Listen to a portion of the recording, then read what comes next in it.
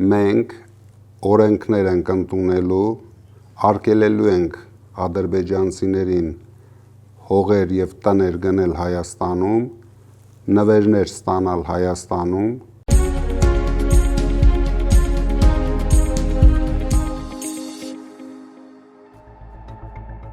Պարոն Կարապետյան, բարև ձեզ։ Բարև Ալեք ջան։ Ինչպե՞ս եք։ Շատ լավ, դու ինչպե՞ս ես։ Ուժեղ, շնորհակալ եմ շատ։ Պարոն Կարապետյան, ինչպես եք վերաբերվում Իլհամ Ալիևի խորհրդական Հիքմետ Հաջիևի երեկվա արած հայտարարությանը, որ 300,000 ադրբեջանցի պահանջում են վերադառնալ հայրենիք, որպեսզի ապրեն արժանապատիվ։ Սրանով չի ստացվում, որ նրանք փաստում են, որ ունեն օրակարգում հարց 300,000 ադրբեջանցու վերադարձ Հայաստան։ Ինձ թվում է, իրեն շեֆը բարկացել է, քանի որ վերջին ժամանակներս ոնց որ փոքրիկ խմբակի ճտերը փորձեցին հրաժարվեն այդ մտքից, սկսեցին հայտարարություն անել, որ այդպիսի բան չկա, որ մենք մեզանից ենք դա ասում, դրա համար ինձ թվում է իրեն շեֆը բարկացել է, իր խորհրդականի միջոցով զգուշացրեց, որ խելոք մնացեք, ծեններդ կտրեք, դուք չեք որոշում, մենք ենք որոշում, դա առաջի զգուշացումն էր։ Ես անհանգստություն ունեմ, որ եթե շարունակեն հրաժարվել, նույնիսկ գործողություններ կլինեն։ Շատ քիչ ժամանակ է մնացել, մեր ժողովուրդը ասելու է իր խոսքը, մենք գալով իշխանության միանգամից այդ խոսույթը վերացնելու ենք, ինչքան էլ փորձեն հրաժարվեն, որ այդպիսի բան չկա։ Համենայն դեպս Փաշինյանը ես ինչպես տեսնում եմ չի հրաժարվում, 300,000 ադրբեջանցիներ արդեն պատրաստվում են ներխուժեն Հայաստան,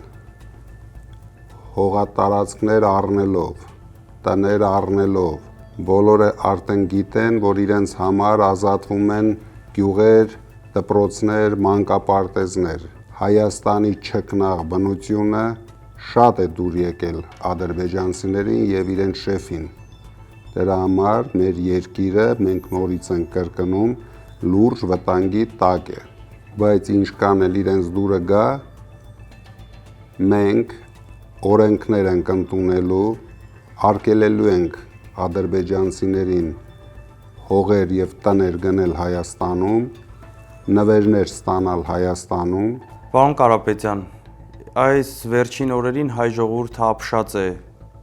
դեռ վարչապետի պաշտոնը զբաղեցնող մարդու պահվածքից, այս լկտի պահվածքը հատկապես դրսևորվում է կանանց նկատմամբ, կարճ ասած հայ տղամարդուն ոչ վահել պահվածք է։ Ինչ եք կարծում, ինչու է նա կորցնում իր ինքնատիրապետումը և ինչով է դա պայմանավորված։ Դա պայմանավորված է առաջերտին դաստիարակությամբ։ Ես տպավորություն ունեմ, որ փոքրիկ խմբակի դաստիարակությամբ զբաղվել են գորշ գայլերը։ Միայն այդ դեպքում կարող են մարդիկ թույլ տալ իրենց այդպիսի պահվածք մեծերի նկատմամբ, կանանց նկատմամբ, նույնիսկ երեխաների նկատմամբ։ Մենք վերականգնելու ենք հայ կնոջ արժանապատիվ կերպարը։ Նույնիսկ ես վստահ եմ գալու է ժամանակ, որ հայ կինն է ղեկավարելու Հայաստանը։ Մեր ժողովուրդը հունիսի 7-ին պետք է իր խոսքը ասի այս ծանր երևույթների նկատմամբ։ Փաշինյանը վազվզելով փողոցներում հայտարարություններ է անում և ասում է, որ պետությունը մնալու է ձեր կոկորդին։ Ինչ կարծիք ունեք այս մասին։ Ավելի լավ է պետությունը մնա իմ կոկորդին, քան այս փոքրիկ խմբակը մնացել է 10 միլիոն հայության կոկորդին։ Եվ շատ շուտով ես վստահ եմ հայ ժողովուրդը իր կոկորդից դուրս է շպրտելու այս անիմաստ, անկարող, թույլ, հոգեկան խանգարումներ ունեցող մարդկանց։ Տեսնելով այս ամենը, ճիշտն ասած ես փոշմանել եմ իմ առաջարկությունից։ իմ աշխատավարձ այդ 1 դրամը այլևս չեմ տալու վարչապետին։ Իրենք պետք է մնան անգործ, անաշխատանք, որ հիշեն իրենց անցյալը եւ իրենց տված վնասները մեր երկրին եւ մեր ժողովրդին։ Եվ դրա համար մեր ազգին պետք է համար 3 Անպայման։